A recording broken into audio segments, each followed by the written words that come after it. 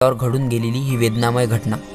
हा काळ होता स्वातंत्र्याच्या संघर्षाचा आणि त्याचबरोबर महामानवाच्या मानवमुक्तीच्या संघर्षाचा काळसुद्धा.